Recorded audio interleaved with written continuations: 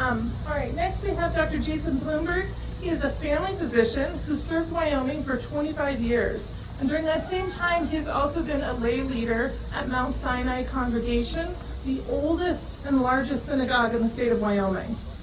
For 15 years, he has helped facilitate interfaith biblical discussions, focusing on understanding the original language of biblical texts and other societal contexts. And importantly for Wyoming Equality, anytime Wyoming Equality had some place that we needed to show up in public, we always knew that the synagogue, we would have some representation from the Jewish community. They've always stood with our LGBTQ neighbors, and so I'm proud to help welcome my friend, Dr. Jason Bloomberg.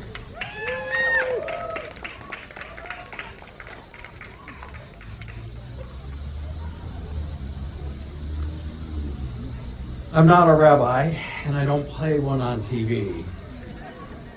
But a rabbi and a priest who were friends from childhood sometimes asked each other questions others would not. One day the priest asked the rabbi, "Have you ever tried pork?" The rabbi replied, "Well, there was this one time." The priest smiled, and then the rabbi asked, "Well, have you ever had sex?" The priest said, "Well, there was this one time." The rabbi said, "Beats pork, don't it?" Here's the funny part. Both have admitted to committing what is commonly translated in English as abomination, a word which has been used as a cudgel to delegitimize same-sex relationships by cherry-picking parts of Leviticus totally out of context.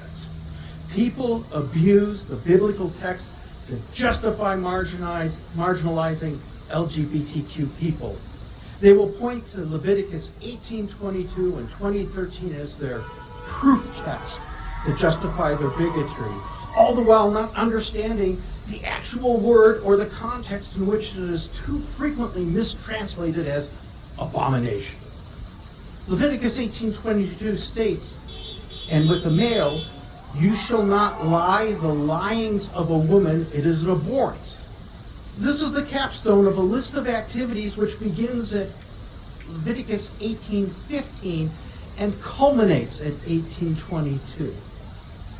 From this, we know to be in a state of abhorrence, there are 5 requirements which are not in that sentence, but precede it. 1, you have to be male. 2, you must be in the land of Israel. 3, you must be an Israelite, or later a Jew. 4, you must be a priest of the tabernacle, or later the temple cult. And 5, you have to be having what is now referred to as incestuous relationships, because there's a whole delineation of all the people in a heterosexual context you cannot have relationships with. And those are all under the rubric of what we now call incest. That last part we know because the phrase lyings of a woman, also found in 2013, is specifically used only to designate prohibited heterosexual relationships, which are various types of incest. The context is a prohibition against also the surrounding Canaanite practices of sacred male prostitutes in connection with their fertility cults. So from most Jewish perspectives, anyone in a consensual same-sex relationship is not committing an abhorrence unless they meet all 5 of those categories I've mentioned. For those who don't know, the Hebrew Bible makes no mention whatsoever about female same-sex relationships. So the word that's translated as abhorrence or abomination in English, in Hebrew actually is a word called to'eva, or depending on your pronunciation, to'eba. This is something that is detestable or causes a sense of revulsion. But we can use abomination for simplicity. The people who want to beat people up as, quote, abomination, freely ignore the other 100 times it is mentioned in biblical text.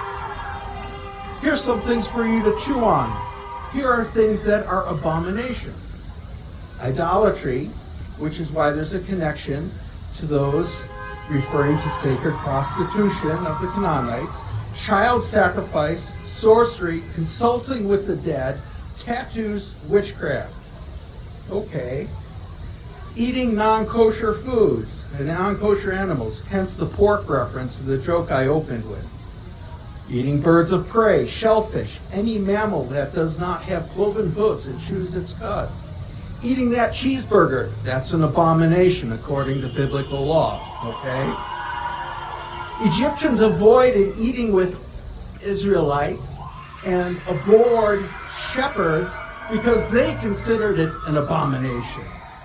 Haughty eyes, a lying tongue, hands that shed innocent blood, a heart devising wicked plans, feet that run to do evil, false witness, one who sows discords among families, using false weights and measures, justifying the wicked or condemning the righteous.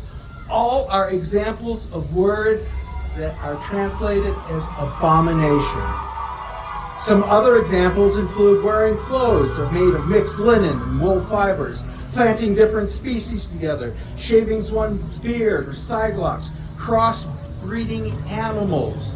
Those are all abomination. In ancient Judea, a Pharisee named Hillel was asked by a mocking non-Jew, if you can tell me the meaning of all of Torah, the Jewish Bible, while standing on one foot, I'll become a Jew. Rabbi Hillel's answer to that was, what is hateful to yourself, do not inflict upon another. The rest is commentary. Now go study.